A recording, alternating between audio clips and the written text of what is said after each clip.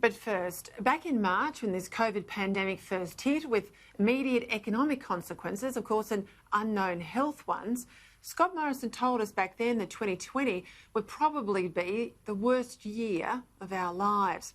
With 890 lives lost, 802 of those lives, sadly in Victoria alone, real unemployment at about 14%, an additional $300 billion and counting in extra federal government spending that'll all have to be repaid, of course. Who's to say Scott Morrison was wrong? Still, the big question was always going to be what sort of Australia would come out of it. At the start, the phrase on everyone's lips, wasn't it, was, "We're all in this together." The trouble is, of course, we weren't and we're not. And that's just got more and more obvious the longer the pandemic has lasted.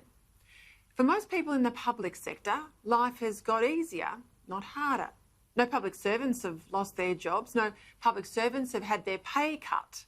Some might even have had a freeze. Yes, we accept that, but of course a freeze isn't a cut. Indeed, many in the public sector, as we know, have actually seen what you pay them as taxpayers in this time of recession increase. Of course, the latest group of taxpayer employees with their hands out are the ABC, or our ABC, as they like to tell us, but of course we know they're not our ABC. Well, they voted for an immediate 2% pay rise, while their commercial competitors are cutting staff and cutting salaries. And many of the public service equivalents to the ABC in other areas of the government recognise their good fortune to even have a job at a time like this. Well, they voted to put their pay increase on hold, but not the ABC. There's 112 Commonwealth government agencies that elected to take the freeze and that had to have had the freeze put in place. Commonwealth public servants are the same. Commonwealth politicians are the same. I mean, we've got other parts of the media industry and the private media industry who are taking big pay cuts, and so I was quite surprised that they took that view.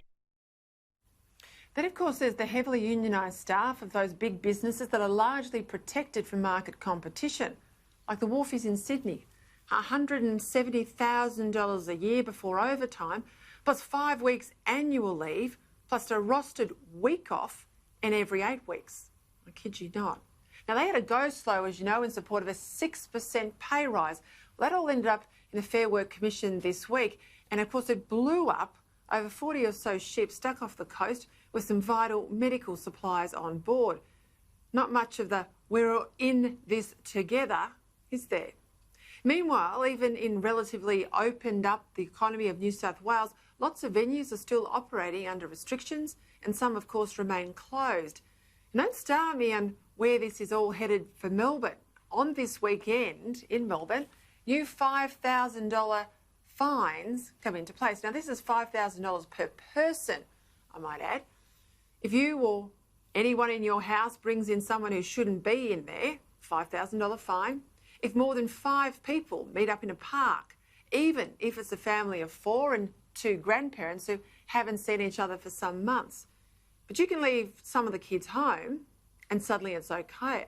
So you can't have 6, but you can have 5. Now, in all of this, let's be really clear. Workers in the public sector haven't suffered at all economically at any time in this crisis. Most people in big business too, they've kept their jobs, even if they've had, in some cases, a pay cut. But small business are where people have lost their jobs, had their wages slashed, put their homes on the line, and their homes are now at risk. And for many, their life savings are being spent just to survive. Small business operators, their workers and families, these are the people who are trapped in the story of these two Australias. One where you're always looked after, and on the other, where you don't get much of a fair go, no matter how much you've had a go. These are the people that are the quiet Australians that next week's budget must look out for.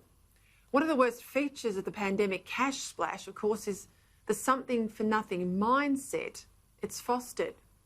We're never going to get the economy roaring again as long as a significant number of people think they don't have to work. So whatever else the budget does next week, it really must insist on fair income, work for the dole, for every able-bodied person in this country who's been unemployed for more than 6 months. We don't want people telling Centrelink what they can't do. We need them showing taxpayers what they can do. Only if everyone's pulling their weight will we really start to all be in this together, as the government keeps telling us is the case. But of course, if you're in small business, you know it's not.